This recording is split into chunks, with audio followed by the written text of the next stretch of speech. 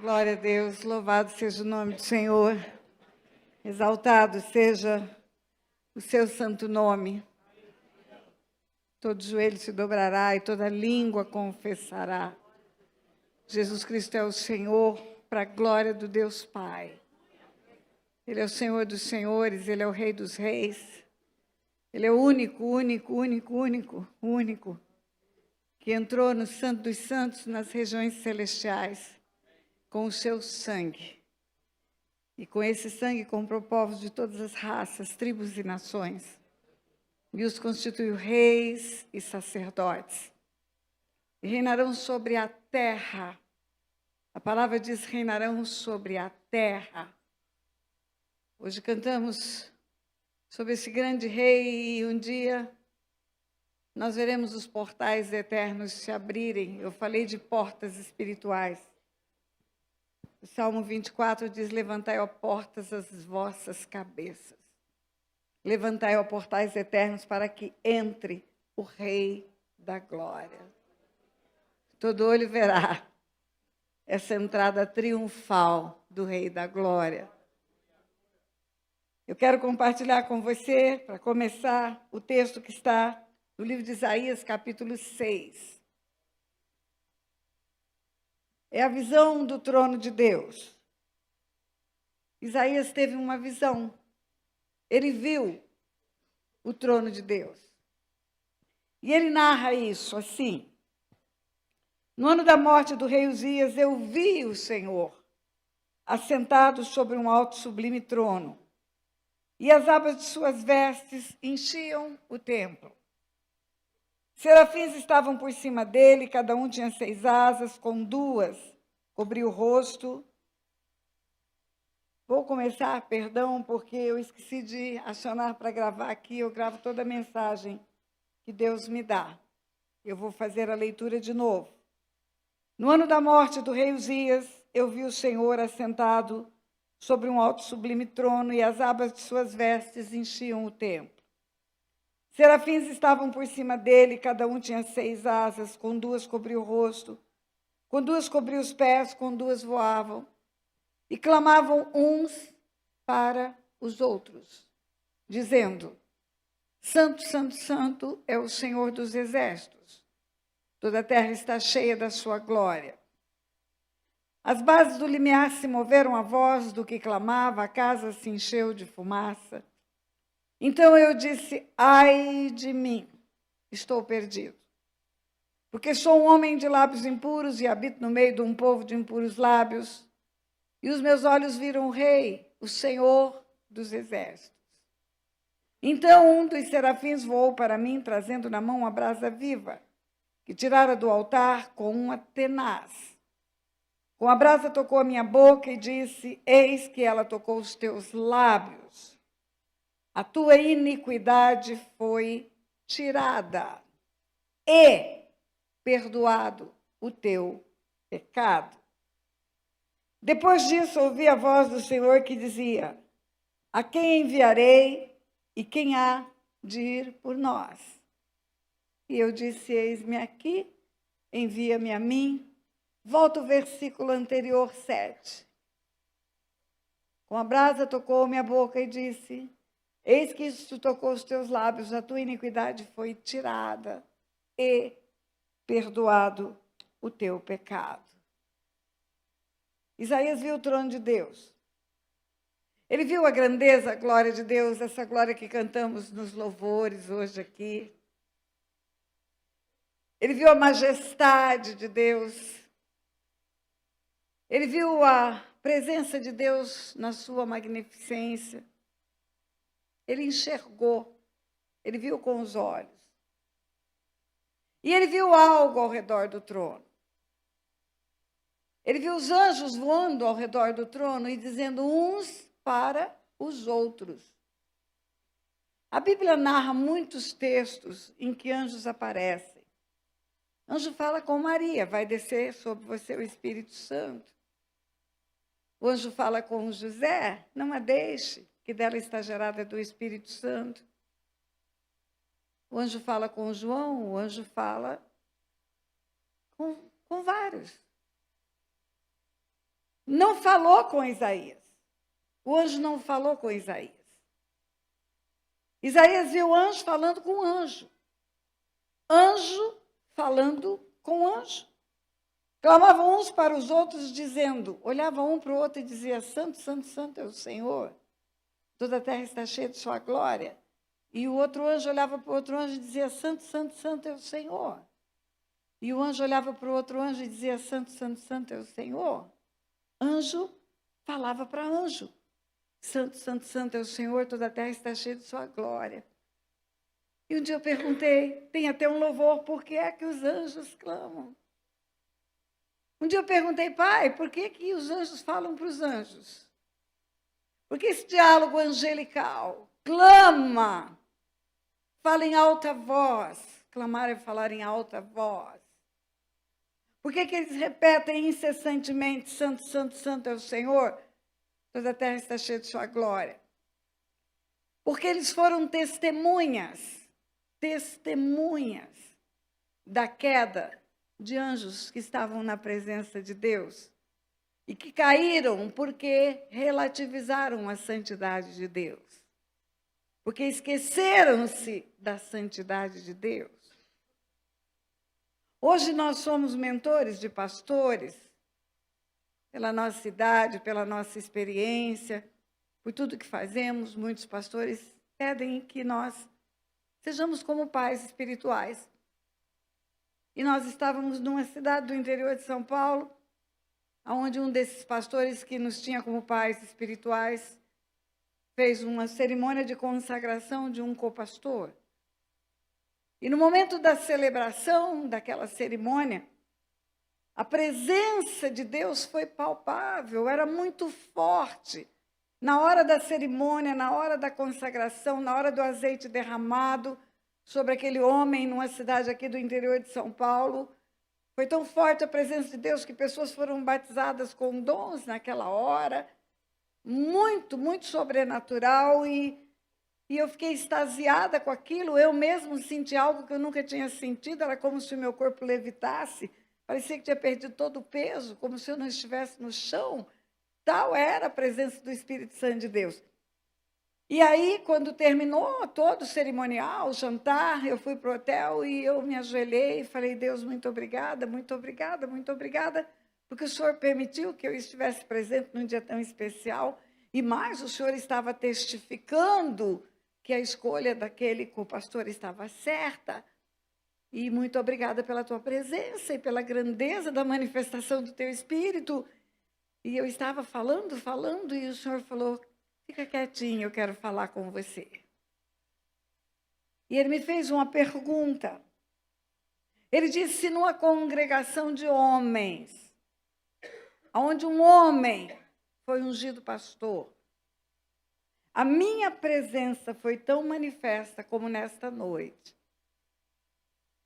e a graça da presença do Espírito Santo foi palpável, o que você acha que aconteceu no céu quando um querubim foi ungido, querubim da guarda? E eu comecei a pensar. Não era numa congregação de homens, era numa congregação do céu. Não era um homem que estava sendo ungido, era um anjo. Era um anjo de luz. Querubim ungido, a Bíblia chama de querubim ungido. E quem ungiu o querubim? Deus. A autoridade espiritual que ungiu esse anjo, que se tornou um querubim ungido para assistir na presença de Deus, era o próprio Deus. E eu comecei a imaginar no dia em que Lúcifer foi ungido, querubim da guarda, os louvores, a adoração nos céus, a presença de Deus, a gloriosa presença de Deus. E eu estava imaginando a cena, aí veio uma voz, o Espírito falou, e mesmo assim ele caiu. A imunidade não vem pela unção. A unção não imuniza a queda. A unção não imuniza o homem de não pecar, não imunizou um anjo. O que imuniza a queda é temor de Deus, é não esquecer que Ele é santo, santo, santo, santo, santo, santo, santo, santo, santo. E os anjos ficam dizendo uns para os outros: Santo, Santo, Santo é o Senhor. O tempo todo eles estão dizendo agora. Como se eles dissessem: olha, não se esqueçam da santidade de Deus. Porque se vocês se esquecerem, vocês perderão a presença de Deus. Não se esqueçam que Ele é santo. E a Bíblia termina dizendo que é santo, santifique-se mais ainda. Mais ainda. O rumo que nós temos visto tomar muitos ministérios relativizando a santificação. Por isso eu louvo a Deus pelo que está acontecendo aqui. Relativizando a santificação. Tudo é possível, tem uma palavra que diz, não é bem assim. Não, é tudo assim, tudo que está escrito é assim. Tudo que Deus falou é. E Deus não muda. O mundo pode ficar moderno, pós-moderno, mas em Deus não há mudança, nem sombra de variação. Isaías teve a visão dos anjos declarando a santidade de Deus. Essa visão impactou Isaías, a visão do trono de Deus, a visão da grandeza de Deus, e a visão dos anjos proclamando a santidade de Deus, impactou Isaías. Nessa hora ele cai em si, cair em si, ai de mim. É o arrependimento. Ai de mim, sou um homem de lábios impuros, habito no meio de um povo de impuros lábios. Os lábios são simbólicos. Jesus falou que a boca fala do que o coração está cheio. Não é o que entra pela boca do homem, mas é o que sai da boca do homem que o contamina. Quando Isaías fala, eu sou um homem de lábios impuros, habito no meio de impuros lábios, ele está dizendo, meu coração é ruim. Enganoso é o coração, desesperadamente corrupto, a palavra de Deus nos ensina. Quem o conhecerá? Eu, o Senhor, esquadrinho o coração, prova os pensamentos para dar a cada um segundo o seu proceder. É do coração que procedem as fontes de vida. Sobre tudo que deve guardar, guarda o coração. Guarda os pés quando entrar na casa do Senhor, guarda os lábios, guarda os olhos, guarda tudo. Mas, sobretudo, guarda o coração. Quando Isaías se convence que ele é um homem de lábios impuros e que ele habita no meio de um povo de impuros lábios, eu estou no meio do mundo. Ai, eu estou perdido. O arrependimento é a convicção de quem eu sou diante de Deus. Arrependimento não é remorso. No remorso eu estou preocupado com o outro, que eu fiz o mal para ele. Eu estou preocupado com a consequência, com o rumo que as coisas tomaram. No remorso eu estou preocupado até com a minha reputação. E agora? Olha o que aconteceu. Não, não, não. Quando Davi foi confrontado pelo profeta Natã no seu aposento, por causa do adultério e do homicídio, ele não disse pequei contra Batseba, ele não disse pequei contra a família de Batseba, ele não disse pequei contra os meus súditos, ele não disse pequei contra Urias, ele disse pequei contra o Senhor. É a convicção de que fez algo errado com Deus, diante de Deus. Quando Isaías fala, ai de mim, eu sou um homem de lábios impuros, habito no meio de um povo de impuros lábios. Ele se arrepende. Imediatamente, queridos, a graça não é privilégio do Novo Testamento. A graça de Deus sempre existiu, porque a natureza dele é assim. É Velho Testamento, Isaías está lá no Velho Testamento. Nasceu no ano 685 a.C. Mas quando ele se arrepende, imediatamente um anjo com a brasa viva, que pegou no altar com uma tenaz, toca nos lábios dele e diz, a tua iniquidade foi tirada. E também perdoado o teu pecado. A tua iniquidade foi tirada. Tem versões que dizem, a tua iniquidade foi arrancada, porque é uma raiz que precisa ser arrancada. E também, a palavra é uma conjunção que diz também. E também perdoado o teu pecado. O arrependimento é eficaz para liberar a graça e a misericórdia de Deus. Arrependei-vos e convertei-vos para serem cancelados os vossos pecados. Reconhece o pecado. Ai de mim. Não justifique o pecado. Não justifique, reconheça o pecado. Nessa hora, Jesus ainda não tinha vindo, o sangue não tinha sido derramado, entretanto, contudo, todavia, o arrependimento libera. A tenaz, a brasa viva, é simbólico, é o fogo consumidor de Deus que vem e cancela tudo. Aí, queridos, eu perguntei para Deus uma vez, por que o Senhor, hoje conversando no almoço com uma irmã, falei sobre isso. Por que o Senhor desistiu de Saul e o Senhor não desistiu de Davi? Por que o Senhor desistiu do rei Saul, se o pecado do rei Saul foi tão somente desobedecer a um comando de guerra? Entretanto, o pecado de Davi foi adultério e homicídio. À luz dos nossos olhos, muito mais grave. Por que o Senhor não desistiu de Davi? E por que quando o profeta Samuel, profeta de alto nível, foi orar por Saul, o Senhor falou para não orar, porque Saul era rebelde? E rebelião é como pecado de feitiçaria, e obstinação é teimosia. Obstinação é como idolatria. E o Senhor desistiu de Saul?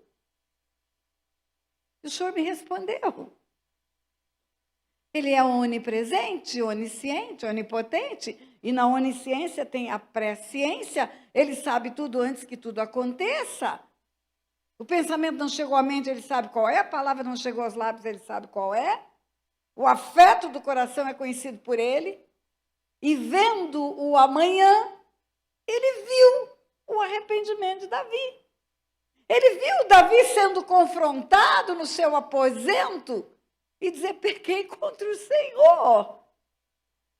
Ele viu o arrependimento de Davi, ele nunca viu o arrependimento de Saul. Saul morreu sem arrepender-se do seu pecado.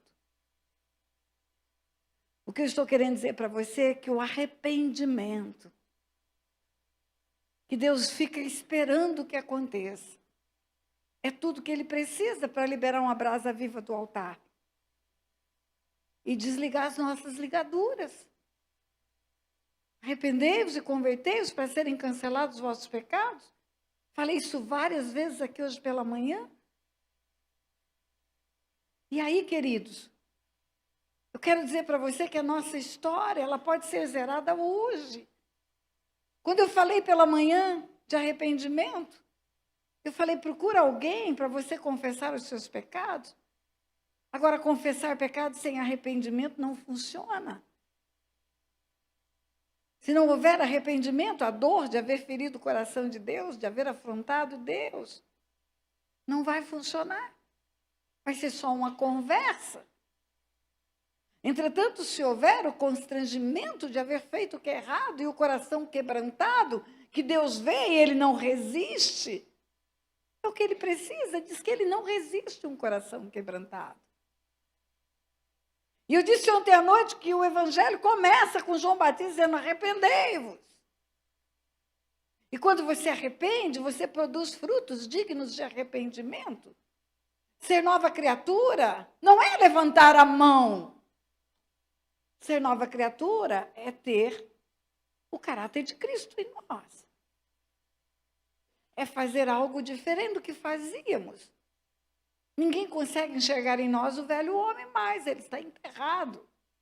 O velho homem já morreu. Por isso é nova criatura. É o que Jesus falou para Nicodemos, tem que nascer de novo. Tem que nascer de novo. E aí, queridos, ainda conversando na hora do almoço com a irmãzinha, ela é líder, aconselha pastores, e ela começou a conversar comigo, pastora, tem um pastor que busca aconselhamento comigo. Esse homem está preso na pornografia. E aí ele vem e ele confessa, pastor, ele confessa. E aí ele arrepende, é visível o arrependimento dele. E nós oramos e desligamos ele do mundo espiritual das trevas. Eu já faço isso, pastora. Eu desligo ele do mundo das trevas. Que bom, pastora. E aí? E aí não demora, ele volta. E ele volta e confessa o mesmo pecado. Ele volta e ele cai na mesma queda. E de novo a gente ora. E aí Deus perdoa de novo? Perdoa, se houver arrependimento, ele perdoa. Mas está escrito, aquele que é nascido de Deus não vive pecando. Pecando é gerúndio, é ato continuado, é repetido. E agora, pastor, o que eu faço? Ele já caiu umas 3 ou 4 vezes? Irmã, ele vai voltar então. Ele vai voltar, e quando ele voltar arrependido de novo, de praticar o mesmo pecado, eu tenho uma sugestão para você. Eu nunca fiz isso, mas se precisar eu faço. Você vai orar, vai concordar com a confissão, vai desligar ele no mundo espiritual, desligando das trevas, ligando ao reino da luz. Você já falou para ele o que Jesus falou para aquela mulher adúltera? Vai, não peca mais? Já falei, pastora, não adiantou. Então agora você vai orar, vai desligá-lo do império das trevas, vai ligá-lo ao reino da luz e vai fazer uma oração. E vai falar para ele, você concorda com a forma que eu vou orar agora? E você ora assim, minha irmã, Deus, o Senhor conhece esse homem, o Senhor já viu quantas vezes ele se arrependeu, o Senhor já perdoa todas as vezes que ele veio em arrependimento, já houve a liberação da tua graça. Agora, Senhor, ele está envergonhando o teu nome, e o Senhor conhece também o amanhã, e se o Senhor está vendo que ele vai cair de novo amanhã, mata ele agora, que ele está em pé.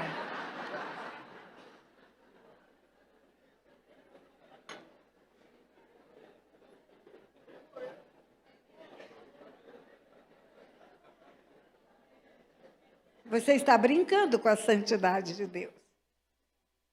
Você está brincando com o reino da luz. E quem brinca com o reino da luz termina endemoniado. Termina preso espiritualmente. Eu falei que eu ia contar algumas histórias para você. Pecado pessoal, lei da responsabilidade. A alma que pecar, essa morrerá.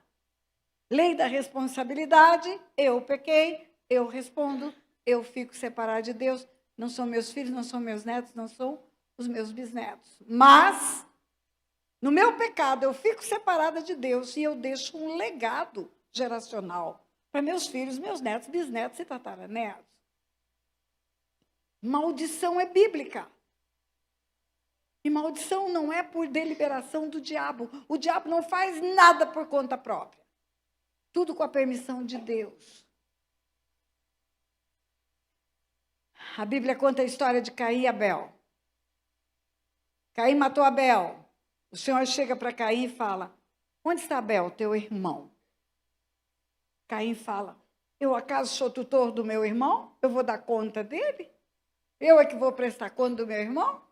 Resposta de Deus para Caim, és agora, pois, maldito por sobre a terra, cuja boca se abriu para receber das tuas mãos o sangue do teu irmão. Quem amaldiçoou Caim? Quem? Deus. Não foi o diabo que amaldiçoou Caim, foi Deus. O Velho Testamento termina Deus advertindo o povo que se não houvesse a conversão do coração dos pais aos filhos e dos filhos aos pais, ele viria e feriria a terra com maldição. É uma advertência de Deus. Se não houver a conversão dos pais aos filhos, e observe que tem uma ordem aí. Não é primeiro dos filhos aos pais, é primeiro dos pais aos filhos. Os pais se convertem aos filhos e os filhos se convertem aos pais. Você pode fazer uma ponte onde eu faço um pedaço e outro pedaço e a gente encontra no meio. Mas aqui é uma ponte onde os pais vão fazer para chegar até os filhos. É o pai que viveu mais, é o pai que tem mais sabedoria, é o pai que tem mais experiência, é o pai que ensina o menino no caminho em que deve andar, é o pai que tem que ensinar o perdão, a reconciliação. a restauração. E se não fizer isto, se não houver a conversão dos pais aos filhos e dos filhos aos pais, Deus diz, eu virei e ferirei a terra com maldição. É assim que termina o Velho Testamento. E o Novo Testamento, no livro de Apocalipse, o último livro da Bíblia, termina dizendo que só lá, só no novo céu e nova terra não haverá mais maldição. Capítulo 22 de Apocalipse é o último capítulo do último livro da Bíblia. Vamos ler os últimos textos do penúltimo capítulo. Está falando da cidade santa, que nós cantamos tanto. Jerusalém, Jerusalém. Versículo 22. Nela não vi santuário, porque o seu santuário é o Senhor, o Deus Todo-Poderoso. E o Cordeiro, está falando de Apocalipse 21, 22. A cidade não precisa nem do sol, nem da lua, para lhe darem claridade, pois a glória de Deus a iluminou. O Cordeiro é a sua lâmpada. Apocalipse 21, 23. E vai falando das coisas da cidade santa. Versículo 27, 21, 27. Nela, nunca jamais penetrará coisa alguma contaminada, nem o que pratica abominação e mentira, mas somente os inscritos no livro da vida do Cordeiro, na cidade santa. Capítulo 22, então me mostrou o rio da água da vida, brilhante como um cristal, que sai do trono de Deus e do Cordeiro. No meio da sua praça, de uma outra margem do rio, está a árvore da vida, que produz 12 frutos, dando o seu fruto de mês em mês, e as folhas da árvore são para a cura dos povos. Nunca mais haverá qualquer maldição. Nela estará o trono de Deus e o Cordeiro, e os seus servos o servirão. Nunca mais haverá. Qual é o tempo do verbo? É tempo futuro. Nunca mais haverá. Nunca mais haverá. No último livro da Bíblia, no último capítulo da Bíblia, está escrito que só lá não haverá. Se só lá não haverá, então existe ainda. Maldição está na Bíblia do Gênesis ao Apocalipse. A maldição da terra. A maldição da mulher para parir com dor. A maldição do homem para ganhar com o suor do seu rosto. Isso tudo continua a existir na terra. E eu vou dizer para você, a maldição acaba sendo uma bênção. Sabe por quê? Parece uma contradição e um paradoxo. Porque a maldição é um alerta para nós. Maldição sem causa não se cumpre. Maldição sem causa não se cumpre. A maldição é um alerta que tem uma causa que precisa ser resolvida. Tem uma causa que precisa ser tratada. É uma ação do mal permitida por Deus. O inimigo pode agir. Porque Deus é justo até com o diabo. A justiça de Deus, ela é com todo o universo. A justiça é a base do seu trono. É regido por leis o mundo espiritual. Eu quero te mostrar algo. Quando Davi é confrontado no seu adultério, segundo Samuel, capítulo 12,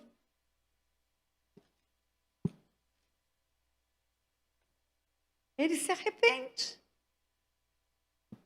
Quando o profeta vai falar com Davi no seu aposento, o profeta cria uma alegoria de um homem que tinha só um ovelhinho, o outro tinha muitos, era muito rico, e vindo um viajante, ele matou a ovelhinha que o pobre tinha, a única que o pobre tinha, e Davi pensa que está julgando um caso concreto de injustiça, e decreta logo a sentença, ele dá o veredicto, esse homem tem que morrer e tem que restituir 4 vezes pela ovelhinha.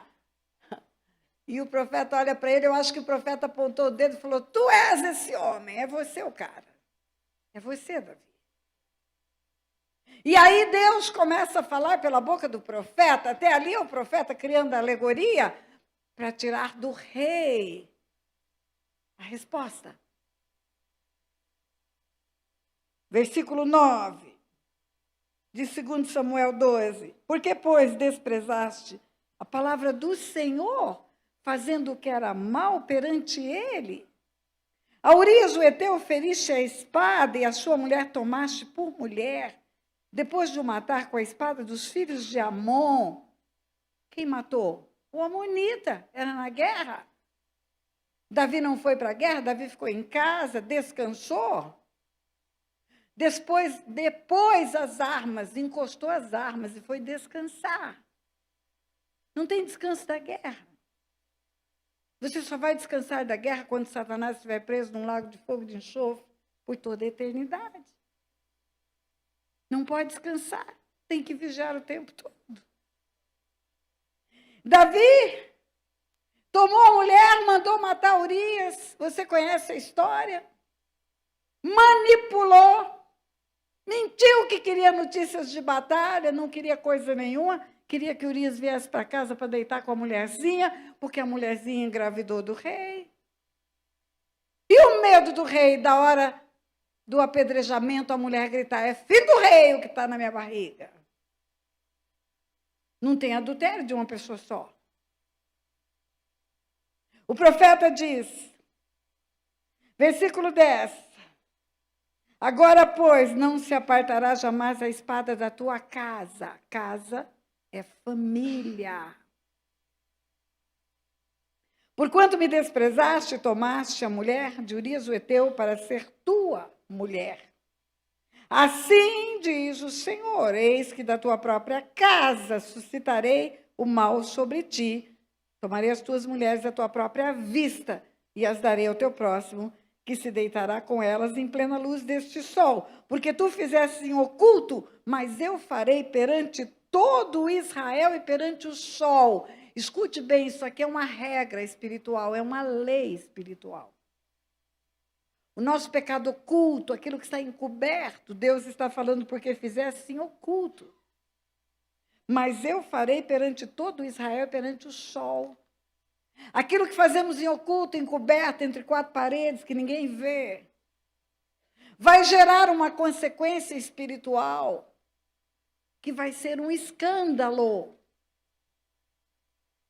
O pecado da pornografia, entre quatro paredes, na frente do computador, pode gerar uma filha prostituta.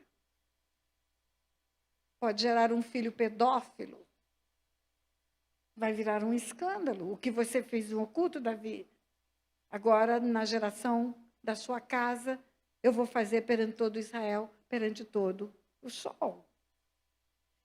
Então, disse Davi a Natã, na hora do confronto, pequei contra o Senhor. Não foi justificado o seu pecado. Não disse, eu estava tão sozinho, Batseba era tão linda, tão boa ajuda. Não é isso. Ele disse, pequei contra o Senhor. Olha bem, imediatamente, ato contínuo, responde o profeta, também o Senhor te perdoou o teu pecado, não morrerás. O salário do pecado é a morte, oh glória, foi perdoado. Pequei contra o Senhor, o arrependimento, o reconhecimento do erro, a confissão. Não morrerás, o Senhor te perdoou o teu pecado. Glória a Deus, aleluia. É ato contínuo. Não tinha cruz, é Velho Testamento. Mas a graça de Deus estava lá. Agora, presta atenção. O versículo 14 começa com mas. Toda vez que você encontrar mas na Bíblia, abre o teu olho. Mas, entretanto, contudo, todavia, posto que com isto deste motivo a que blasfemassem os inimigos do Senhor, também o filho que te nasceu morrerá. O Senhor te perdoou o teu pecado, Davi, a lei da responsabilidade está zerada, mas tem uma lei da herança que vai ter que funcionar. Tem uma lei da herança que vai pegar essa criança que acabou de nascer também. Porque vai chegar em outros filhos teus. Tem uma lei da herança, Davi, que precisa ser executada. Deste motivo a que blasfemassem os inimigos do Senhor. Como assim? Quem são os inimigos do Senhor? Os demônios. Deus falou no versículo 12 que foi feito em oculto, então não foram pessoas naturais que viram. Eu disse a você que o nosso pecado não fica em oculto nunca, porque Deus é onipresente, onisciente, onipotente, e faz um print, ó, tec, do seu pecado.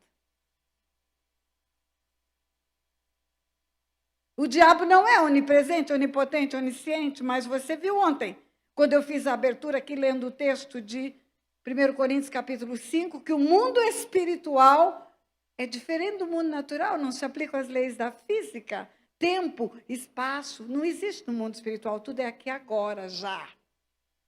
Então basta que um demônio veja, para que imediatamente ele se comunique com toda a rede social do inferno. Porque tem um Facebook, tem um e-mail, tem tudo lá. E é já e agora. Porque não há distância, nem tempo no mundo espiritual. Tudo é ao mesmo tempo agora. Os inimigos do Senhor viram o adultério de Davi. E os inimigos do Senhor chegaram diante do Senhor e disseram diante daquele big, daquele tribunal, porque eles são os acusadores. O tribunal onde Deus é o juiz, é o legislador, o Espírito Santo é fiel testemunha, Jesus é o advogado, mas Satanás é o acusador. E não tem nenhum juiz íntegro que vai receber uma peça de acusação da promotoria, com provas, com flagrantes, e vai botar na gaveta. Deus nunca vai tomar o culpado por inocente. E eu creio que quando aqui está escrito, posto que deste motivo a que blasfemassem os inimigos do Senhor, também o filho que te nasceu morrerá. Estava dizendo o profeta, olha, os inimigos do Senhor chegaram no tribunal dele. E eles disseram, o Senhor tem uma lei. Na tua lei, o Senhor diz que vai visitar a iniquidade dos pais e dos filhos. O Senhor vai ou não vai visitar os filhos de Davi? Porque o salmista de Israel, porque é o homem segundo o teu coração, o Senhor não vai julgar com equidade? O Senhor não vai julgar com justiça? O Senhor julga os povos com equidade. Pastora, isso é Velho Testamento? Não tem acusação contra nós. Quando a palavra de Deus fala que ele nos acusa dia e noite diante do Pai, muita gente fala, ele está mentindo. Ele é o pai da mentira. Você acha mesmo que Deus fica escutando mentira do diabo? Você acredita mesmo nisso? Que Deus dá conversa para o diabo mentir? Novo Testamento, primeira epístola de Timóteo, capítulo 5, onde fala de pessoas crentes. Por favor, transmita lá. Versículos 14 e 15. Ele diz, 1 Timóteo, capítulo 5, versículos 14 e 15. Ele diz, quero, portanto, que as viúvas mais novas se casem, criem filhos, sejam boas donas de casa, não deem ao adversário ocasião favorável de maledicência, é a minha versão. No versículo seguinte, ele diz, porque algumas já se desviaram seguindo Satanás. Essas mulheres que já se casaram, ficaram viúvas, são novinhas, não são mais virgens, já experimentaram vida sexual, estão livres, elas devem se casar. Elas devem ser boas donas de casa, devem criar filhos ou ter filhos no novo casamento, não dando ao adversário ocasião favorável de maledicência. Não é só aqui que fala que o adversário fala mal de nós. Você caminha um pouquinho, o livro de Tito, lá está escrito, no capítulo 2, quando fala de deveres de pessoas crentes. Versículos 6, 7 e 8, Tito 2. Quanto aos moços, de igual modo, exorta-os para que em todas as coisas sejam criteriosos. Versículo 7, torna-te pessoalmente padrão de boas obras. No ensino mostra integridade e reverência. Versículo 8. linguagem sadia e irrepreensível, para que o adversário seja envergonhado, não tendo indignidade nenhuma que dizer a vosso respeito, para que ele não tenha nenhum mal que dizer a seu respeito. Você acha que o diabo fala mal de você para quem? Para o demônio? Não, é diante do tribunal de Deus. O que aconteceu com Davi? Adversário chegou diante de Deus e falou, vai executar a sua lei, o senhor pode perdoar ele, ele se arrependeu. Mas o senhor tem uma lei que diz que visita a iniquidade dos pais nos filhos, até a 3ª e 4ª geração. Agora eu quero permissão para tocar nos filhos dele. E teve a permissão de Deus. Pastor, é Velho Testamento, não teve a cruz. Em Jesus, acabou isso. Jesus morreu na cruz, fez-se maldito por nós. Ele fez pecado por nós também. Ele fez-se enfermo por nós também. Mas mesmo ele tendo sido feito pecado por nós, nós precisamos confessar os nossos pecados. Eu mostrei ontem para você. Primeira epístola de João. Se confessarem os vossos pecados, ele é fiel e justo para perdoar o pecado e purificar de toda injustiça, de tudo aquilo que você praticou contra a palavra de Deus. Se confessar os pecados. Ele fez-se enfermidade por nós, mas nós ainda adoecemos e ainda vamos à cruz quando adoecemos. Jesus entrava nas aldeias, curava todos que iam a ele, mas tinham que ir a ele. Às vezes ia com um grande sacrifício. A mulher atravessar a multidão para tocar nas vestes dele, o paralítico ser descido num leito na frente dele. Era preciso que houvesse da parte do homem uma atitude para buscar o benefício da cruz. É de graça, você não precisa fazer mais nada. Mas você precisa ir querendo aquilo que te é oferecido e não relativizando o valor do que é oferecido. A salvação é de graça para você e para mim. Mas para Jesus custou caríssimo. Para o Pai custou caríssimo. O Filho deixou a sua glória, a sua majestade. Quando ele ora a oração sacerdotal, ele fala, Pai, glorifica-me com a glória que eu tinha antes da fundação do mundo. Antes de existir o mundo, ele já era glorificado. Ontem, quando eu falei do chamado do apóstolo Paulo, ele é o único apóstolo que viu Jesus em glória, ao invés de ver Jesus em carne. O mesmo Jesus que aparece para João na ilha de Pátimos, olhos como chama de fogo, pés como bronze polido, voz como de muitas águas e uma luz mais resplandecente que o sol. Essa glória Jesus sempre teve. Quando você vai para o livro de Daniel, aquele texto que ele fala daquele jejum, que a gente fala tanto nele, jejum de Daniel. No dia daquele jejum, ele viu Jesus. Ele estava às margens do rio Tigre. Capítulo 10 de Daniel. No 3º ano de Ciro, rei da Pérsia, foi revelada uma palavra a Daniel, cujo nome é Beltesazar. A palavra era verdadeira, envolvia grande conflito, ele entendeu a palavra, teve inteligência da visão. Naqueles dias, eu, Daniel, pranteei durante 3 semanas. Manjar desejava, não comi, nem carne nem vinho entraram na minha boca, nem me ungi com óleo algum, até que passaram as 3 semanas inteiras. No dia 24 do 1º mês, estando eu à borda do grande rio Tigre, levantei os olhos e olhei. E eis um homem vestido de linho, cujos ombros estavam cingidos de ouro puro, de Ufaz. O seu corpo era como berilo e o seu rosto como um relâmpago. E os seus olhos como chama de fogo. Os seus pés brilhavam como bronze polido. E a voz das suas palavras era como o estrondo de muita gente. Escute bem. a revelação da figura que João viu em Apocalipse. Olha bem, Apocalipse 1, versículo 13. No meio dos candeeiros, um semelhante ao Filho do Homem, com vestes talares, cingindo a altura do peito com a cinta de ouro. Daniel viu o quê?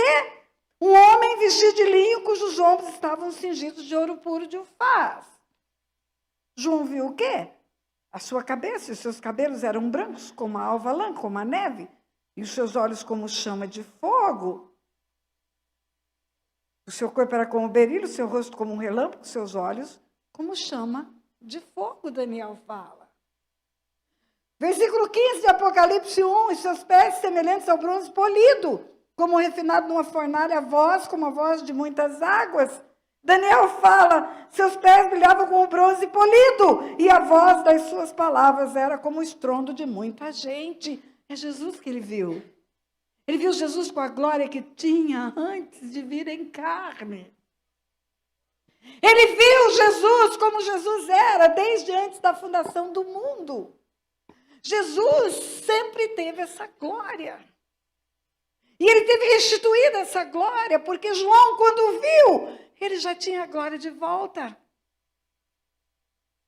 Pai, glorifica-me com a glória que eu tinha antes da fundação do mundo.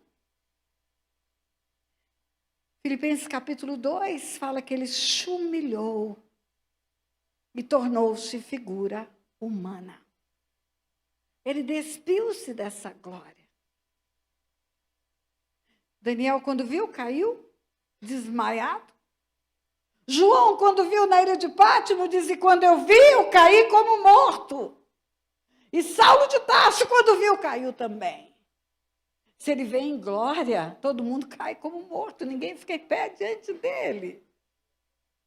Ele dispôs-se, despiu-se dessa glória, despojou-se dela. O Pai amou o mundo de tal maneira que fez o Filho vir em carne, nascer do ventre de uma mulher, para levar o sangue de um homem para a cruz, levar o DNA humano para a cruz. O sangue derramado na cruz é sangue de homem. Deus não tem sangue. É carne e sangue que foi colocado na cruz. Esse é o meu corpo. É o meu sangue. É o meu corpo que é dado por vós. É o sangue da nova aliança. Deus fez o homem para andar na sua presença perfeito, santificado. O homem peca, desobedece Deus, assume o DNA das trevas, perde a identidade de Deus. Deus não desistiu do homem. Antes de fazer o homem, Deus já sabia da queda do homem. Antes de Deus dizer, haja luz, ele disse, haja cruz. Porque o Cordeiro de Deus foi aprovisionado antes da fundação do mundo. Na onisciência de Deus, na presciência, ele viu a queda do homem antes de fazer o homem. E mesmo assim não desistiu de fazer o homem. Mas ele envia o filho dele para ir para a cruz. Se ele é Deus, se ele tem olhos como chama de fogo, se ele tem pés como bronze polido, voz como de muitas águas, ele não vai sentir a chibata, a coroa de espinhos, a lança no peito, o cravo nas mãos. É preciso ele perder tudo isso e vir como homem, para sentir tudo que um homem sentiria na cruz. Ele morre pelas minhas transgressões. O castigo que me traz a paz está sobre ele, pelas pisaduras dele eu fui sarada. Além de perdoar as minhas iniquidades, ele curou as minhas enfermidades. Ele foi um homem, pagando por todos os homens naquela cruz. Mas não foi o espancar, nem o ferir, o sacrifício dele. Você sabe qual foi o sacrifício dele? O sacrifício dele foi ser separado do Pai. Porque o salário do pecado é a morte, e a morte é a separação de Deus. Ele não gritou na cruz que dor, mas ele gritou, Deus meu, por que me desamparaste? Sabe por que ele gritou, Deus meu, por que me desamparaste? Porque enquanto o meu pecado estava sobre ele, o Pai não chegou perto dele. O Pai o deixou. Porque é impossível ficar com o pecado e com a santidade de Deus ao mesmo tempo. O anjo foi expulso do céu porque esqueceu-se da santidade de Deus. O homem formado à imagem e semelhança de Deus foi expulso do Éden porque esqueceu-se da santidade de Deus. E o filho dele na cruz ficou separado dele. Porque enquanto o meu pecado estava lá, o Pai não chegou perto dele. E aí você acredita que nós podemos chegar à presença de Deus? Com os nossos pecados sem arrependimento? Sem confissão? Você acredita mesmo que nós vamos fazer parte daqueles que vão ficar no banquete e o Senhor vai falar, que beleza, você está aqui? Ou vamos fazer parte daqueles que vamos ouvir, sai da sala do banquete? Aparta de mim, vós que praticais a iniquidade. Sabe por que praticamos a iniquidade? Porque ela se torna um hábito na nossa vida. Primeiro, porque não vem o arrependimento. Segundo, porque não confessamos os nossos pecados. Enquanto não confessamos, eles estão nas mãos de Satanás.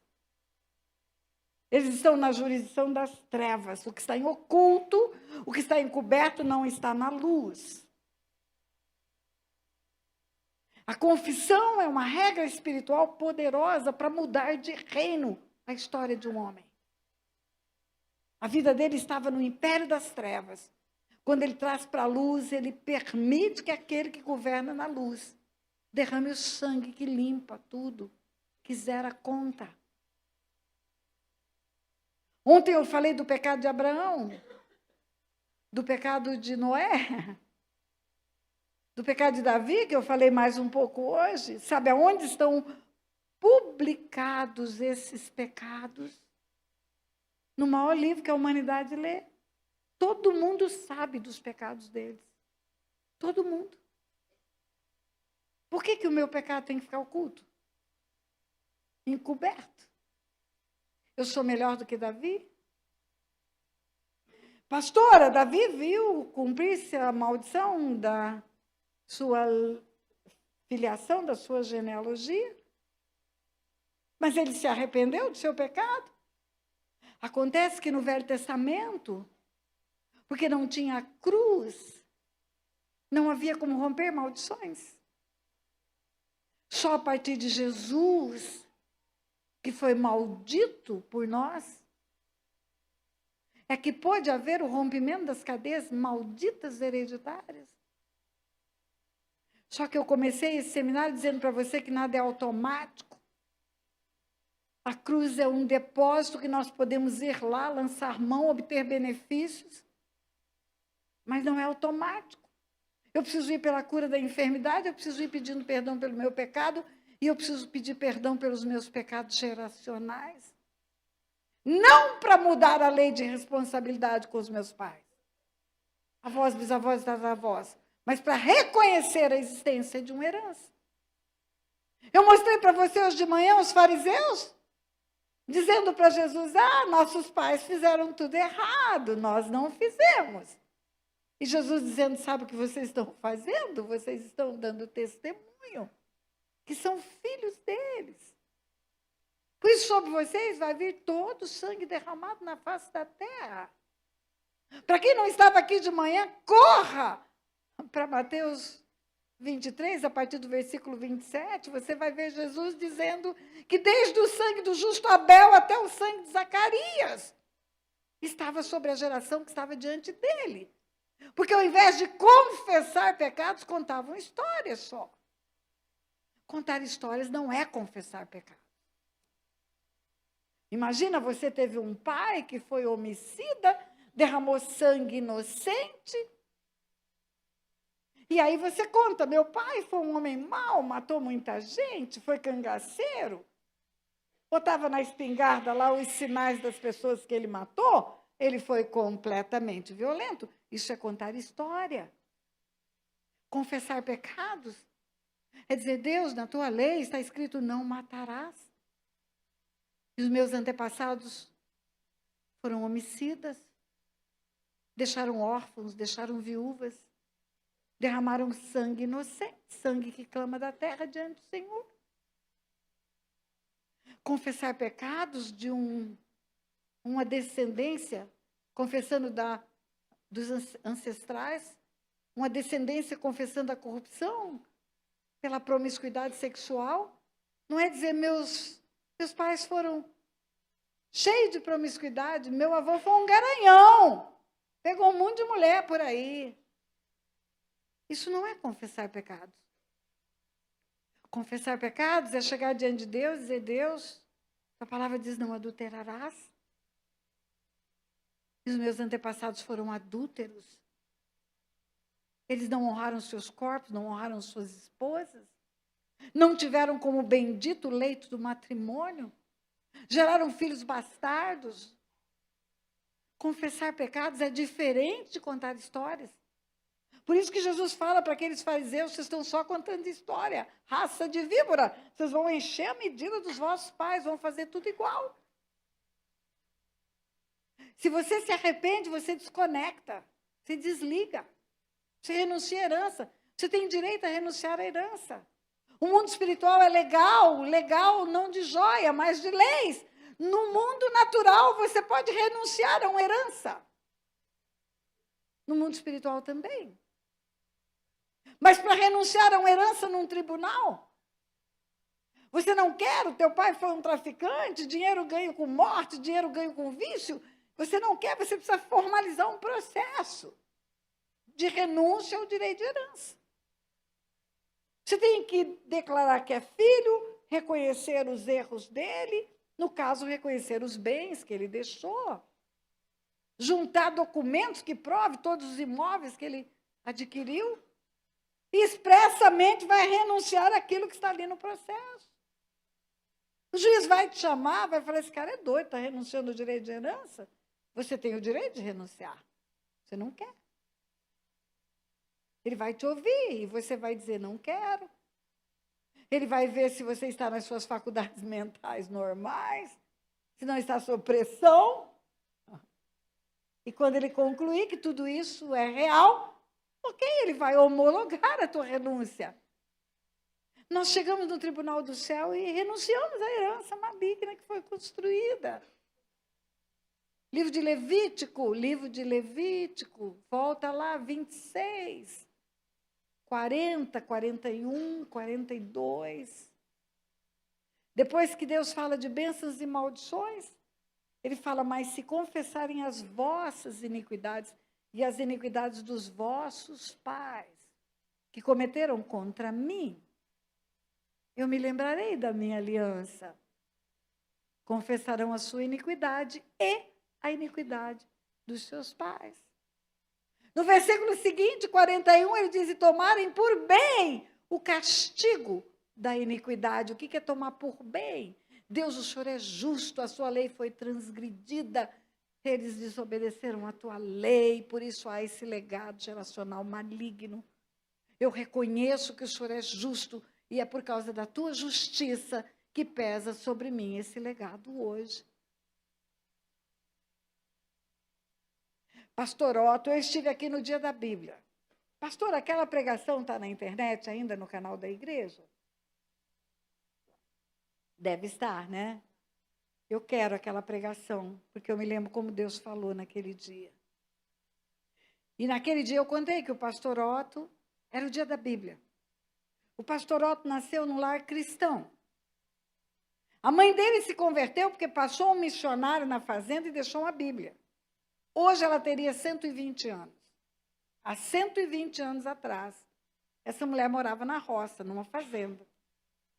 E passa um missionário e deixa uma Bíblia. E ela começa a ler a Bíblia e se converte. Quando chega nos 10 mandamentos, porque ela, como todo aquele que segue a idolatria, pensa que o primeiro mandamento é amarás o Senhor teu Deus sobre todas as coisas. Mas o primeiro mandamento é, não farás para ti imagem de escultura. Não as adorarás, não lhes darás culto. Quando ela chegou ali, ela viu que estava vivendo no erro. largou a idolatria, entregou-se ao Senhor e tinha 15 anos de idade. Quando o pastor Otto nasceu, ela já tinha 45 anos, porque ele foi o 9º filho de 10 filhos. Então, ele nasceu num lar que tinha uma mulher que tinha 30 anos de vida cristã.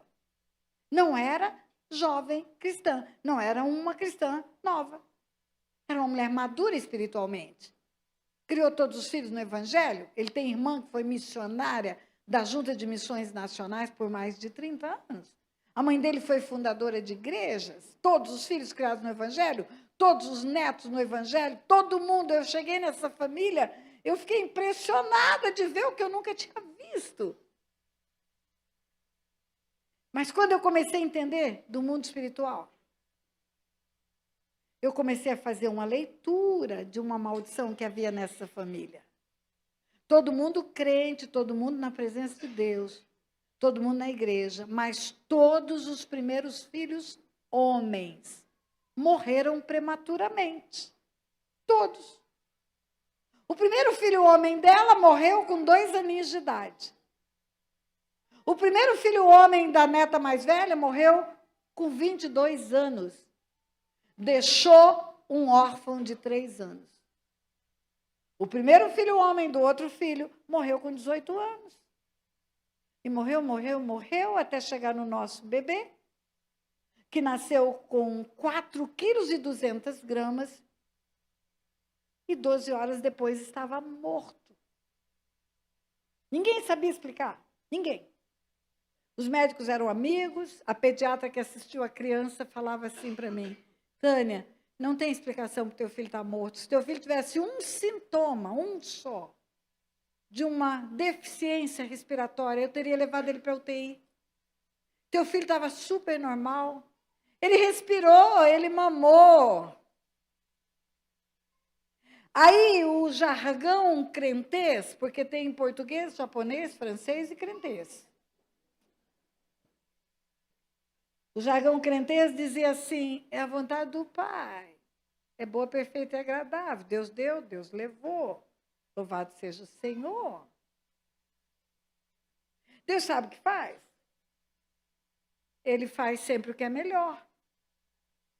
Chegou uma irmã e falou assim para mim: Tânia, se você chorou 3 dias por uma criança que viveu 12 horas só, imagine o quanto você choraria se essa criança vivesse até 12 anos.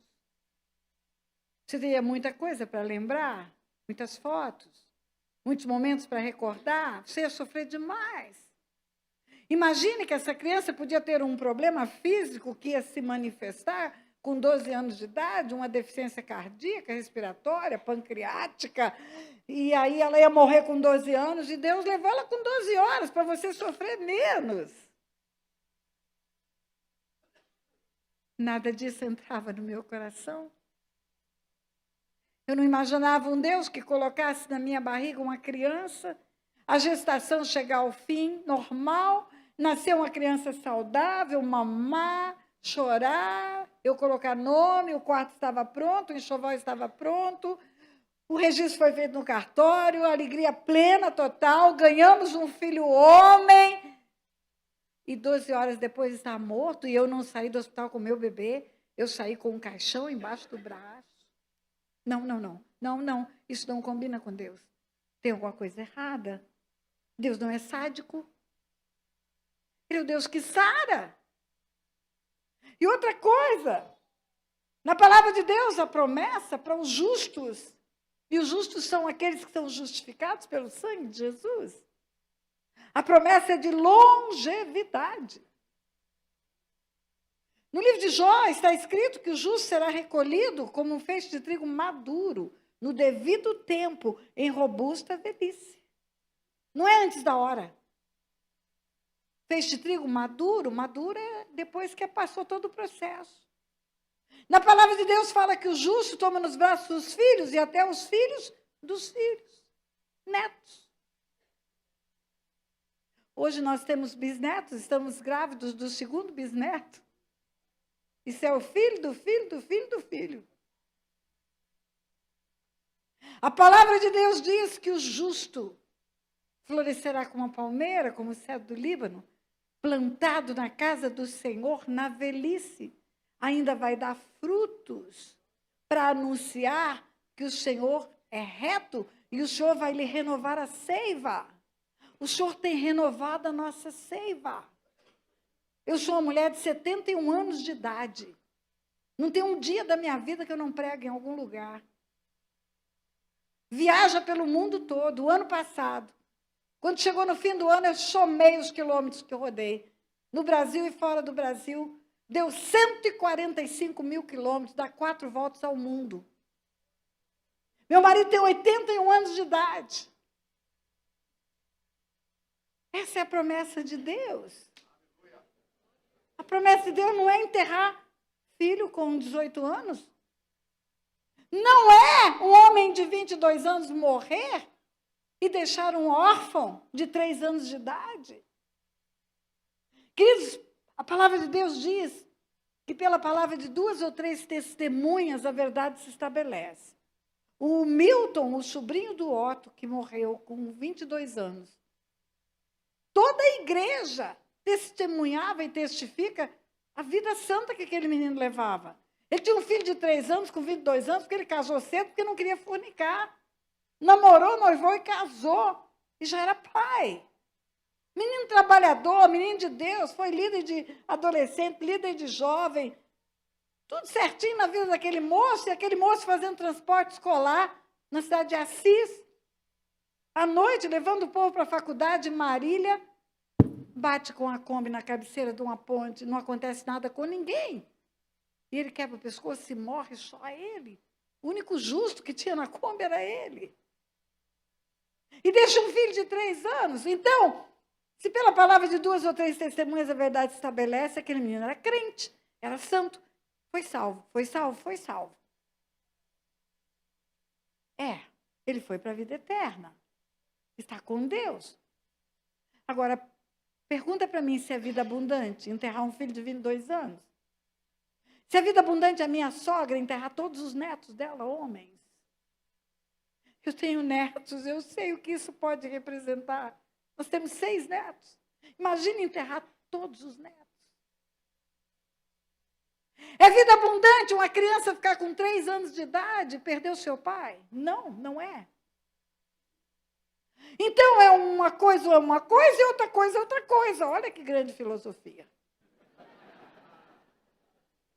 Uma coisa é vida eterna. E outra coisa é vida abundante. Eu não quero só vida eterna. Eu quero vida eterna, eu quero vida abundante enquanto eu estou aqui na Terra, indo rumo à eternidade. E eu fui para a Bíblia. É a minha regra de fé e prática, é o meu norte, é o meu sul, é lâmpada para os meus pés, é luz para o meu caminho. Tudo que Deus quer me ensinar, Ele tem aí nessa palavra. E eu fui para a Bíblia e tem morte prematura na Bíblia? Tem. Quando? Maldição. Ou, no caso dos mártires, que morrem por amor ao Evangelho. Estevão morreu apedrejado. O primeiro mártir do cristianismo. A morte dos apóstolos, a morte dos missionários na Síria. Morrer por amor ao Evangelho, morre prematuramente, mas a Bíblia diz que é honra quando isso acontece. Agora, fora isso, morte prematura na Bíblia é maldição. É o filho de Davi. Os filhos de Davi. Morre o bebê, morre Aminon, que Absalão assassina, morre Absalão, de pendurado na árvore, e morre. Morre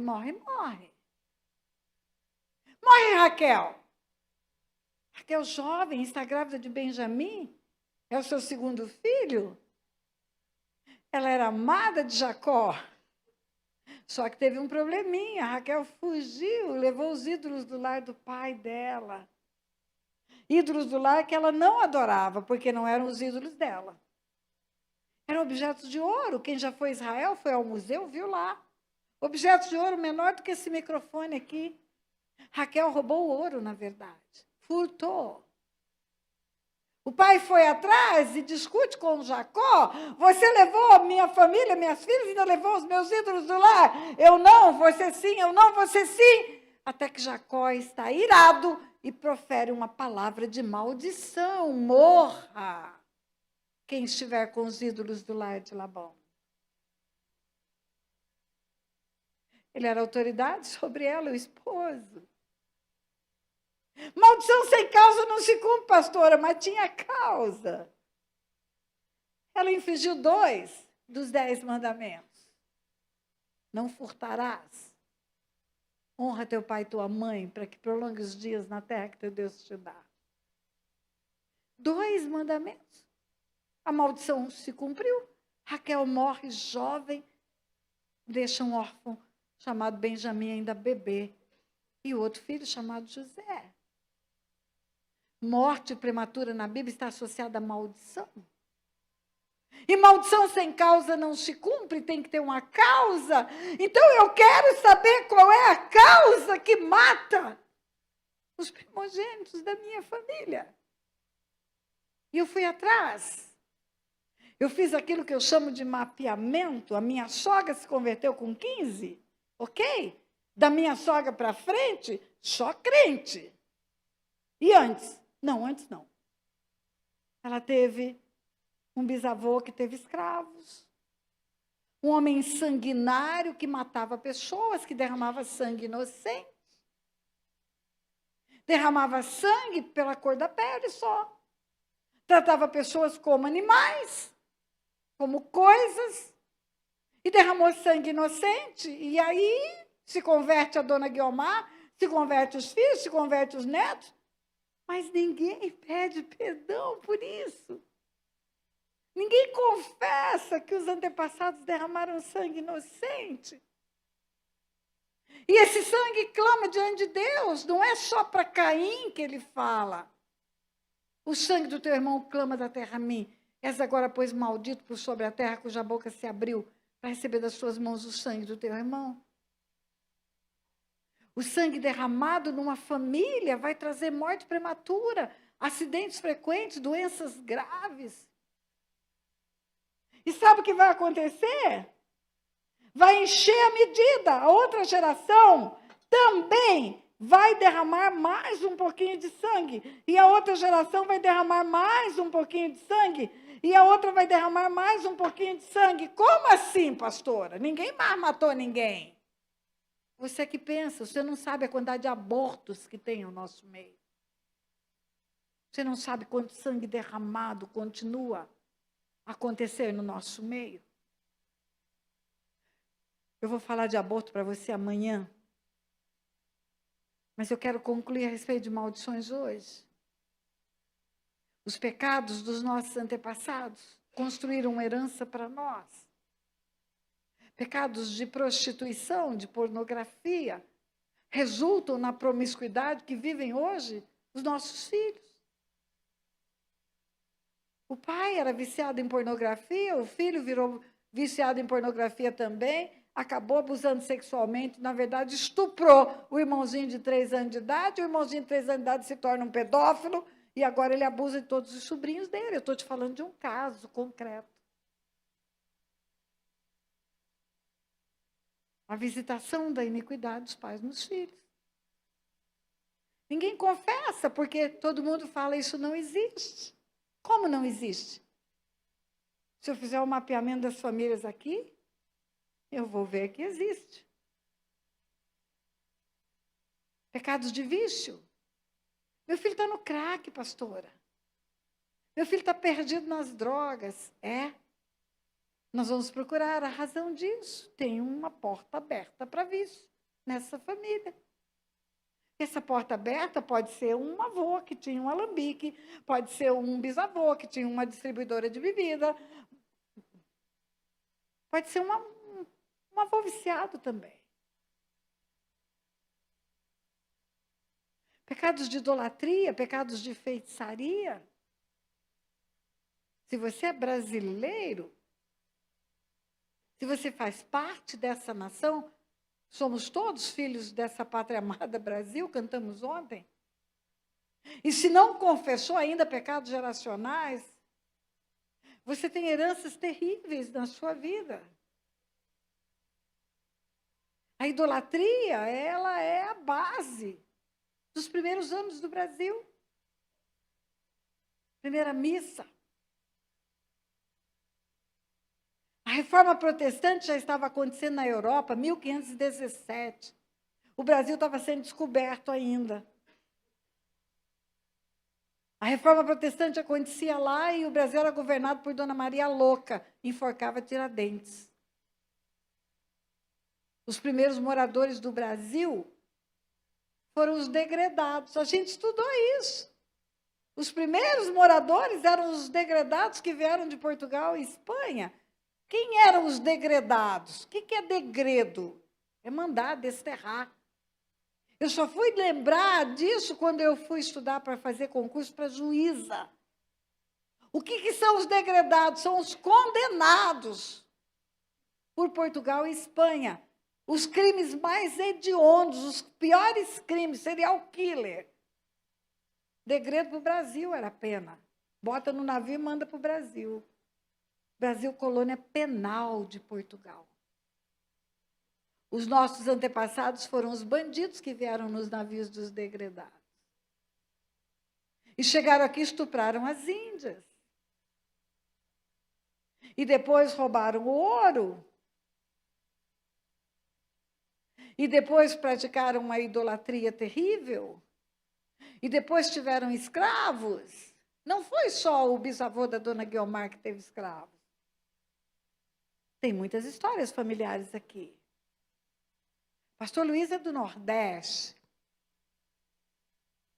Você conhece a história da invasão holandesa? Pernambuco. Você sabe por que os holandeses foram expulsos do Brasil? Não foi politicamente. Foi porque não se renderam à idolatria.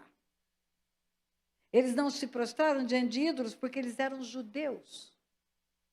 E eles foram expulsos. Você não precisa acreditar em mim, vai pesquisar no Google. Você vai ver que saíram de Recife navios expulsos com famílias, com crianças. Eram 23 pessoas só que sobreviveram. Saíram muitas naus, algumas foram para o fundo do mar, outras foram atacadas por piratas caribenhos. Só uma embarcação chegou num destino que deu o nome de Nova Amsterdã, New Amsterdã, Newark, Nova Arca, lá nos Estados Unidos. Eles chegaram expulsos do Brasil e lá nos Estados Unidos, por causa deles, a bênção que está sobre o povo judeu e que nunca foi revogada, aquela nação viu a prosperidade que hoje vive.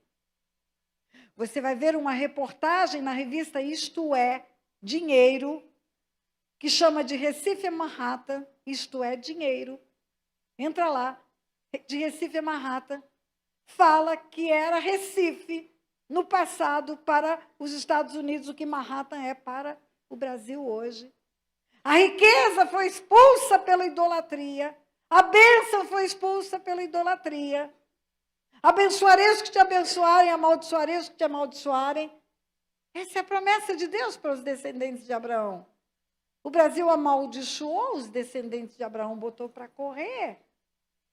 E aí, sabe o que acontece? Hoje sai brasileiro desempregado do Brasil para limpar casa de judeu nos Estados Unidos.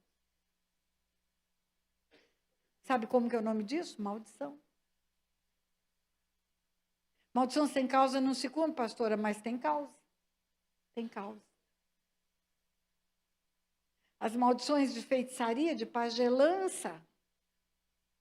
Até hoje, o infanticídio indígena é uma realidade. Vai para a internet, procura lá, você vai ver. Doutora Damares, ela luta contra isso há anos. Tem uma missionária chamada Márcia Suzuki, missionária da denominação metodista, que luta contra isso há anos, já foi até na ONU. Por quê? Porque o índio mata as suas crianças. Se nasce faltando um dedinho, pode matar. Se nasce gêmeos, pode matar um. Mas não é matar, é enterrar vivo. É enterrar vivo. Se uma jovem solteira engravida numa aldeia, ela tem que ir para o mato, fazer um buraco, parir o buraco e enterrar a criança viva e voltar sem a criança para a aldeia. Até hoje isso acontece.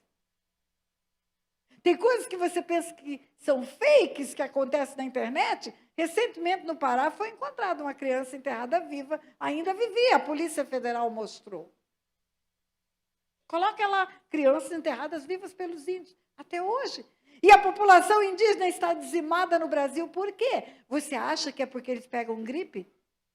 Não. É porque eles derramam sangue. Espíritos de morte são instalados. Tem uma aldeia chamada Suruahá, que fica no centro do Amazonas. O cara escuta a voz da morte chamando ele, ele corre para a floresta e morde um cipó venenoso. Ele fala, a morte me chama, a morte me chama. E suicida. Queridos, suicídio não é um assunto para ser tratado psicologicamente. É para ser tratado espiritualmente. Só no ano passado, 16 pastores suicidaram no Brasil. Só no ano passado. E a igreja não acredita em maldição. Não trata isso adequadamente. O dia que reuni a família e fomos confessar o pecado de derramamento de sangue, acabaram as mortes prematuras na família. Acabaram a morte, ou as mortes dos primogênitos masculinos. Mas tem que confessar. Aquela médica estava com uma falência renal grave. Queridos, eu não vou acabar agora. Se você precisa sair, fique à vontade, mas o pastor me deu carta branca. Aquela moça estava com uma falência renal grave, hemodiálise, 14 anos, dormindo numa máquina de hemodiálise, porque era rica, comprou a máquina, botou dentro de casa para dormir com ela. Menina santa, nascida na igreja, quarta geração de crentes, terceira geração de crentes. Os avós cristãos, os pais pastores, e ela crente. E eu fui conversar com ela. Ninguém encontra a causa dessa deficiência renal. Doença que não aparece na ultrassonografia, tomografia, radiografia, em tudo que é FIA, é espiritual. Você viu ontem? Está alguém entre vós doente? Chama os presbíteros da igreja, vão ungir o enfermo com óleo, a oração da fé salvará o enfermo, o Senhor o levantará, se a doença for física. Mas, se for espiritual, confessai os vossos pecados uns aos outros. E orai uns pelos outros para serem sarados. É preciso confessar pecado. Doutora, a senhora tem pecado oculto? Vamos confessar logo para a senhora ser curada, doutora. Não tenho não, pastora. Eu casei virgem, eu fui criada na igreja, minha vida é certa. Tudo que eu fiz de errado, eu já consertei com Deus na minha adolescência, rebelião com pai, com mãe. Eu não fiz nada, pastora. Então, se não é lei da responsabilidade, doutora, é lei da herança.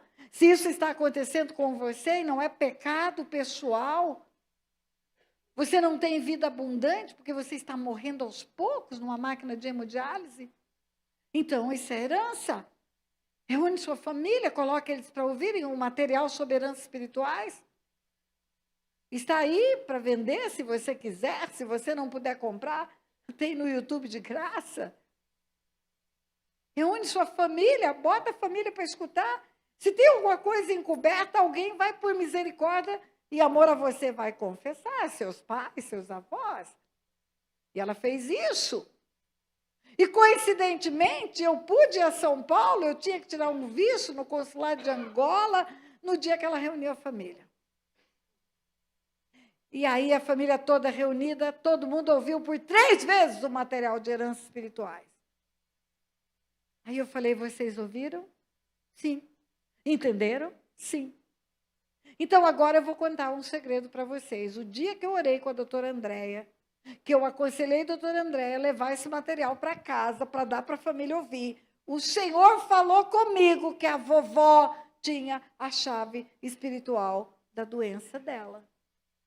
Tinha a chave que vai trancar essa porta para o inimigo não entrar mais. Mas quando Deus falou isso comigo, Na minha cabeça é assim, a vovó viveu mais, a vovó sabe mais. A vovó sabe o que ninguém sabe, segredos de família. E aí, quando eu falei isso na mesa, Deus falou para mim que a vovó tem a chave espiritual da herança.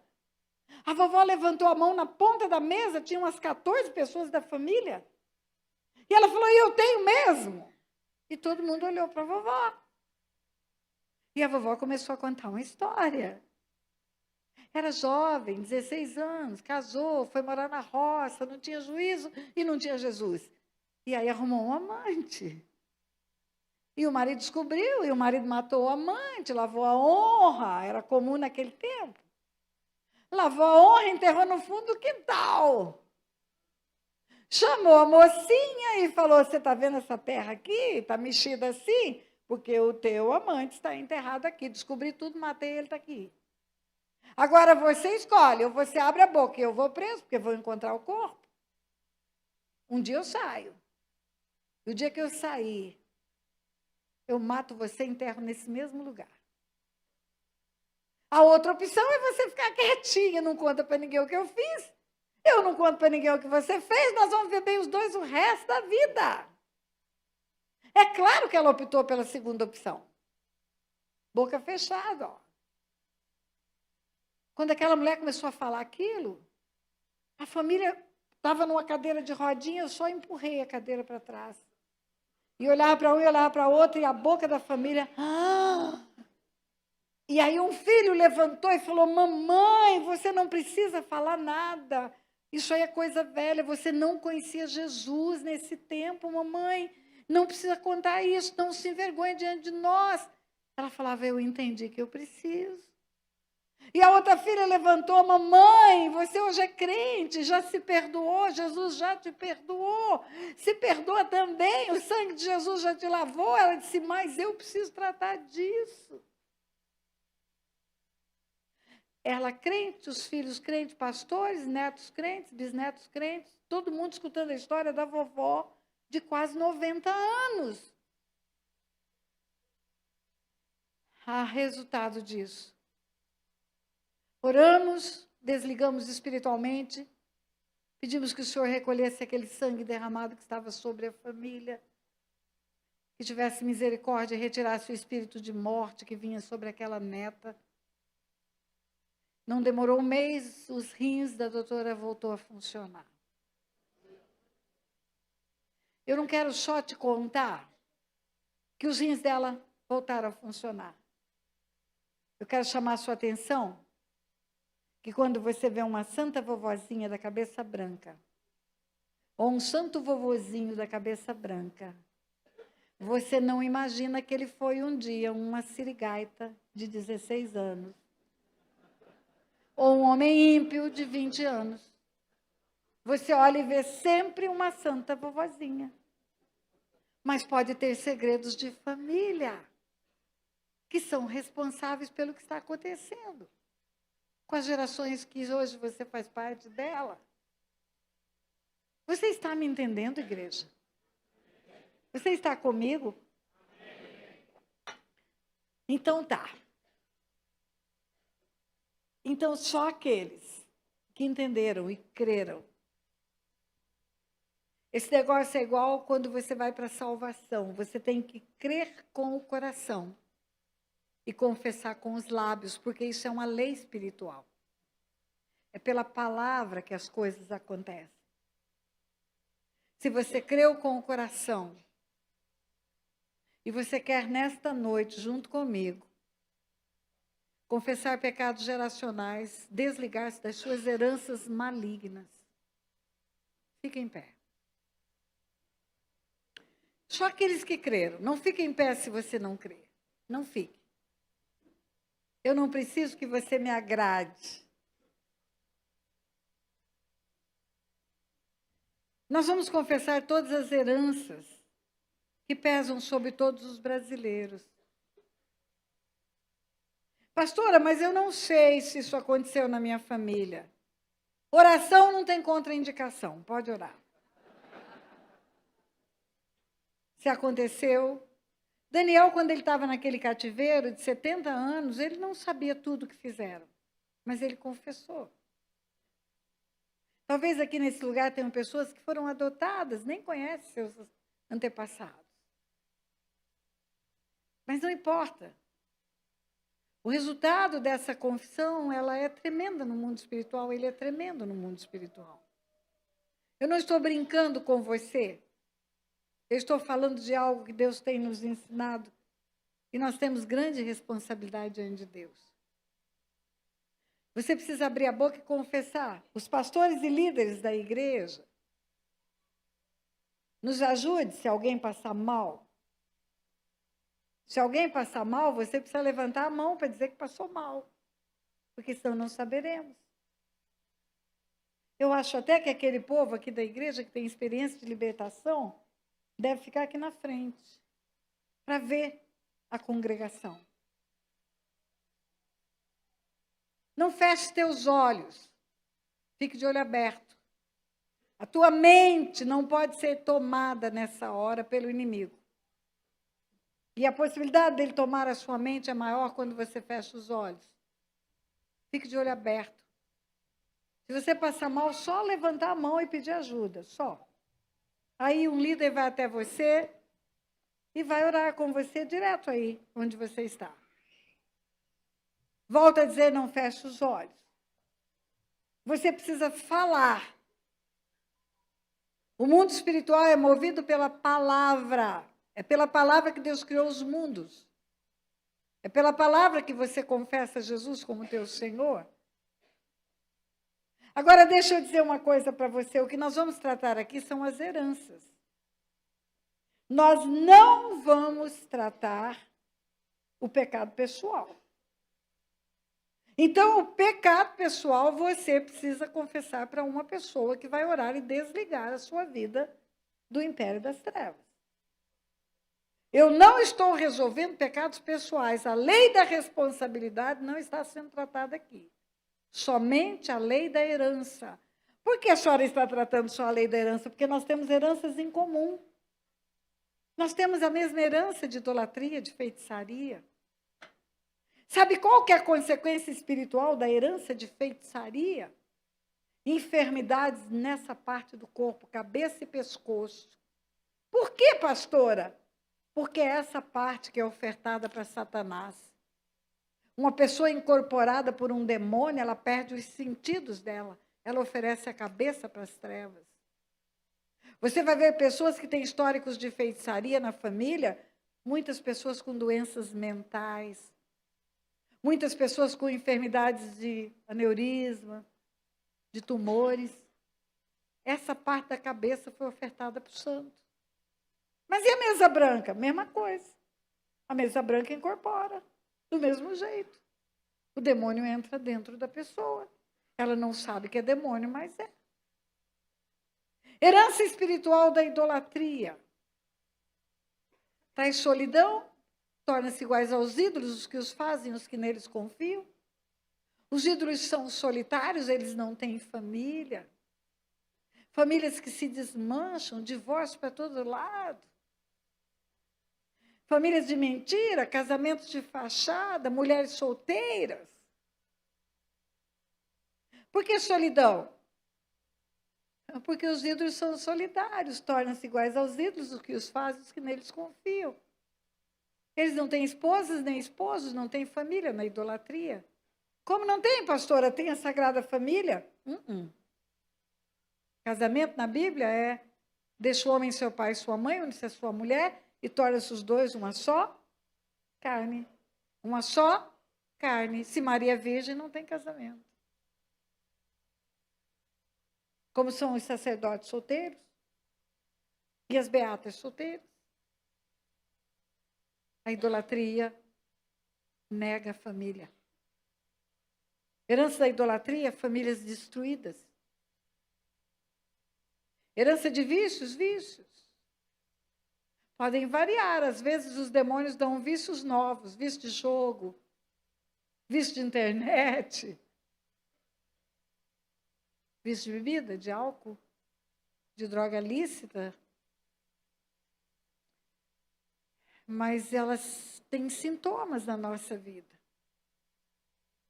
Então vamos orar e renunciar a todas. A todas. Diga assim: Senhor meu Deus e meu Pai, eu creio na tua palavra. E a tua palavra diz que se confessarmos as nossas iniquidades e as iniquidades de nossos pais, que cometeram contra o Senhor, o Senhor olharia para nós, perdoaria os nossos pecados, arrancaria essas raízes de iniquidade. Também a tua palavra diz que o que encobre transgressões não prospera, mas os que confessam e deixam alcança misericórdia. E a tua palavra diz: arrependei-vos e convertei-vos, para serem cancelados os vossos pecados. Diga: eu reconheço que a minha família, pais, avós, bisavós, tataravós, deixaram um legado bendito para mim, naquilo que fizeram de acordo com a tua palavra. Mas também eu reconheço que naquilo que transgrediram a tua palavra, construíram uma herança maligna que tem influenciado na minha vida e na vida dos meus descendentes. E nessa hora, como igreja do Senhor, eu chego confiadamente ao trono da graça para confessar os pecados dos meus antepassados. Diga: eu reconheço os pecados de idolatria que eles praticaram. A tua palavra diz: não farás para ti imagens de escultura, não as adorarás, não lhes darás culto. E eles fizeram isso. Não honraram o Senhor como único Deus, mas adoraram objetos feitos por mãos humanas. E nesta noite, reconhecendo esse pecado, eu reconheço a herança e renuncio a ela. E na autoridade que há no nome de Jesus, eu ordeno que os espíritos imundos que vieram para a minha vida por causa dessas heranças saiam agora pelo poder que há no nome de Jesus. Diga: eu os proíbo de agirem nas gerações futuras, em nome de Jesus. Diga: da mesma forma, eu reconheço os pecados de furto, de apropriação indébita, de usurpação de terra, de negócios ilícitos praticados pelos meus antepassados. A tua palavra diz: não furtarás. E ainda diz que o Senhor odeia a iniquidade do roubo. Por isso eu reconheço o pecado deles. E reconheço a herança que resultou do pecado. Mas renuncio a essa herança. E na autoridade que há no nome de Jesus, eu ordeno que os espíritos roubadores, migradores, cortadores e devoradores que vieram por causa dessa herança saiam agora da minha vida, pelo poder que há no nome de Jesus. Diga: eu os proíbo de agirem nas gerações futuras, em nome de Jesus. Diga da mesma forma. Eu reconheço os pecados de promiscuidade dos meus antepassados. Eles desonraram os seus corpos, desonraram as suas famílias, geraram filhos bastardos, não se santificaram, não se reconheceram como templo do teu Espírito. E praticando essa abominação, se prostituíram. Diga, eu reconheço esse pecado e a herança dele decorrente. Mas agora, na tua presença, e fazendo com o Senhor um pacto de santificação, eu renuncio a essa herança de promiscuidade e ordeno que os espíritos imundos que vieram para a minha vida por causa dessas heranças saiam agora pelo poder que há no nome de Jesus, de que eu os proíbo de agirem nas gerações futuras, em nome de Jesus. Diga da mesma forma, eu reconheço os pecados de feitiçaria e de toda sorte de ocultismo praticados pelos meus antepassados. Consultaram demônios, fizeram oferendas a eles. A tua palavra proíbe isso. Por isso eu reconheço que em decorrência desse pecado foi construída uma herança maligna para a minha vida. Mas nesta hora eu renuncio a ela.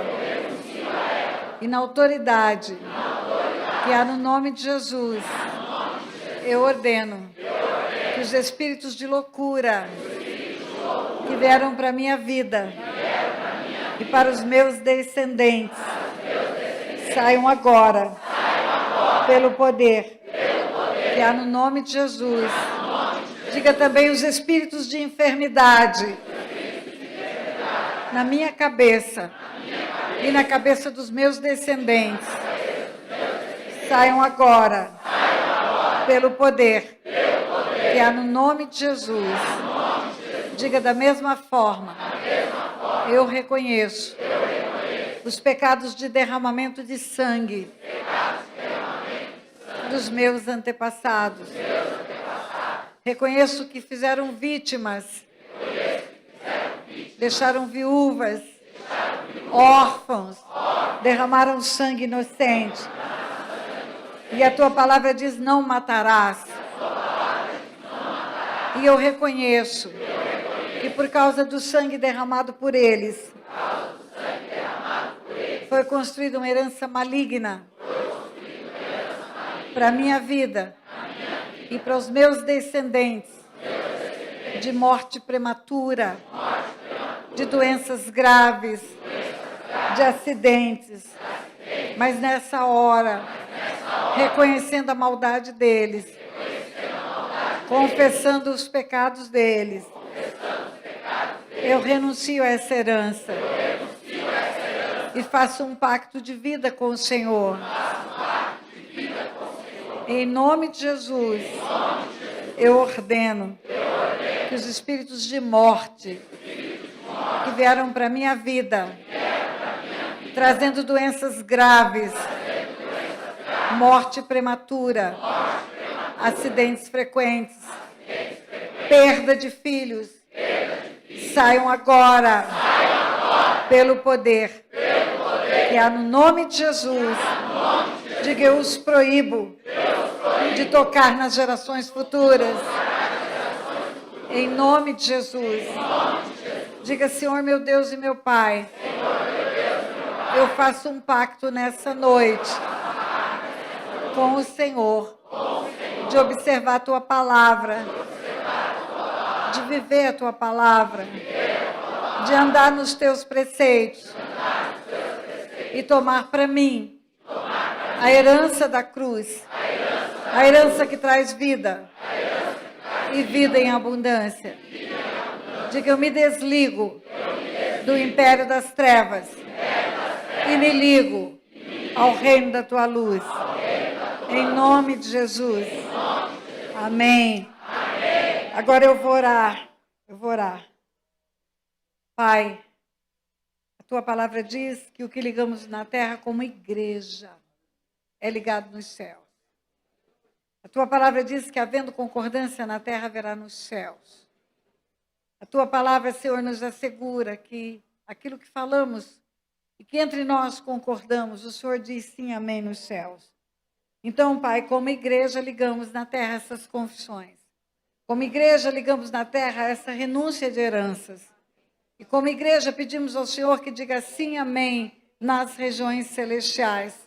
Em nome de Jesus. Que o teu sim e o teu amém chame a existência na nossa vida. Um novo tempo, Pai, onde não teremos mais motivo para falar em maldições hereditárias, mas aonde possamos falar de bênçãos hereditárias, Pai. Construindo um legado de bênção para os nossos filhos, nossos netos, nossos bisnetos e nossos tataranetos. Em nome de Jesus. Em nome de Jesus.